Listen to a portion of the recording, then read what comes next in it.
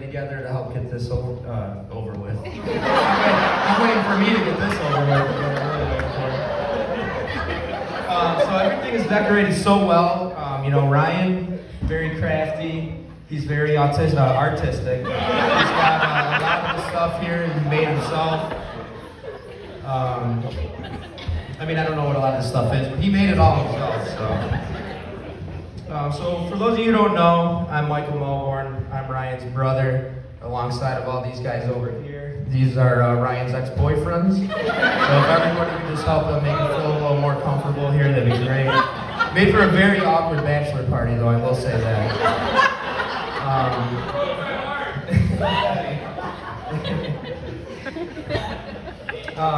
Obviously, Ryan, we're here to celebrate the wedding today. David, I'd like to say, he's the beautiful, shiny, bald-headed one over here. He was Ryan's, pretty much the one that got away. But we're all okay with it because we all approve of Kaylin. We all love Kaylin. So, anyways, believe it or not, I've known Ryan for a long time. I met him actually at birth. We've known each other since the 90s. I guess you could say that's pretty much when the rivalry began. I always wanted a brother, but me and Ryan honestly had this instant connection, and we just both immediately hated each other. We had our fair share of fights throughout the years. Ryan was always, loud and abrasive, obnoxious and foolish. I was always very calm, very self-controlled, and extremely good looking. It took him a while to figure out, but he's learning now. Growing up with Ryan was very interesting, to say the least. I feel, it has something to do with why I wish maybe I was a cop, but instead I went a different route. Me, Megan, and Ryan, we were always very picky eaters growing up. Ryan's infamous bologna sandwiches, I feel, need to make the speech. It's very important and a pinnacle of his life. It's the reason why you see this complete unit in front of me today. It was nothing special though. It was just 2 pieces of bread and 1 slice of bologna, no more, no less. I think it was 1. He was trying to get used to jail is basically what it was.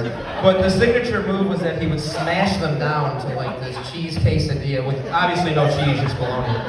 But he would just smash them down. He put all of his weight on top of it, and I was, obviously he probably never washed his hands either. So, big bologna guy though. Just weeks on end, just pounding down bologna sandwiches. It was ridiculous.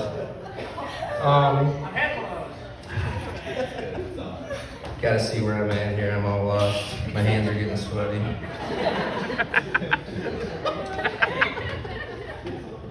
Anyways, so let's get to, me and Ryan, we shared a room growing up, but it really wasn't that big of a deal. I think he slept in his bed, in our parents' bed till he was about like 13, 14. Don't quote me on that though. It might be until about 15 years old. But when he was younger, there was nothing more proud of than his dead animal collection. It's pretty much just a bunch of random dead animals shoved in a mason jar with some fluid in there. I don't even know what the fluid was. I think Ryan even drank it one time, but that's a different story. But as Ryan got older, he grew out of his awkward stage. He got rid of the dead animals. Started eating real food.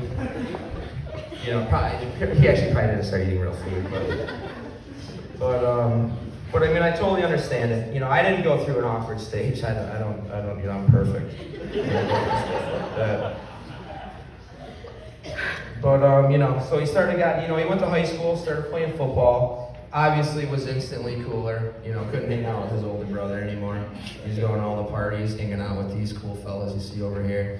So, the tables obviously turned, But, as an older brother, you realize, things, and you realize that it's not always a competition, and I realized that being the older brother, Ryan looked up to me a lot, but he, as you get older, you realize that I look up to you a lot.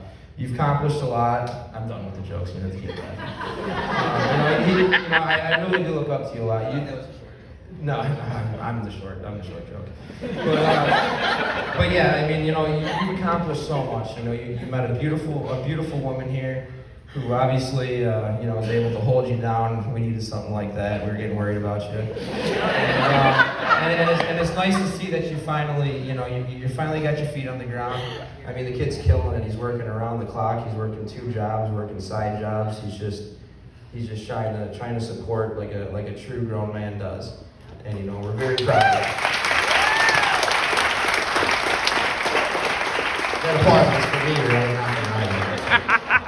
So anyways, it's truly, I'm truly blessed to grow up with a brother like you, and I couldn't ask for anybody better. And I'm not just saying that because Sue told me to. I'm saying that because I really, really do mean it.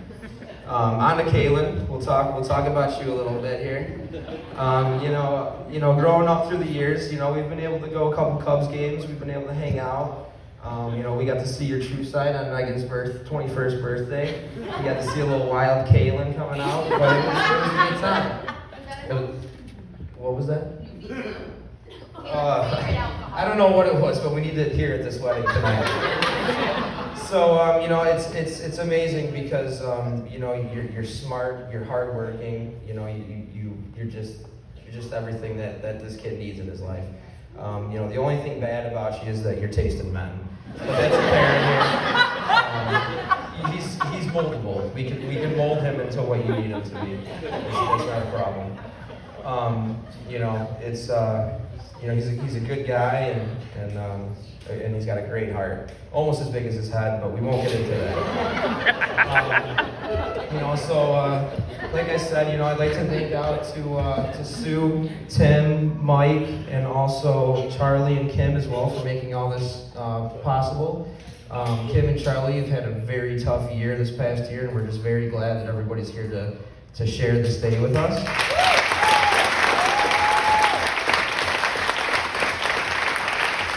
So I'm gonna go ahead and say one of Ryan's favorite quotes from one of his favorite movies here, by the late great Forrest Gump, and that is, if we could just raise our glasses. I actually don't have a glass. Let me just know what I over here. Actually, give me the White Claw.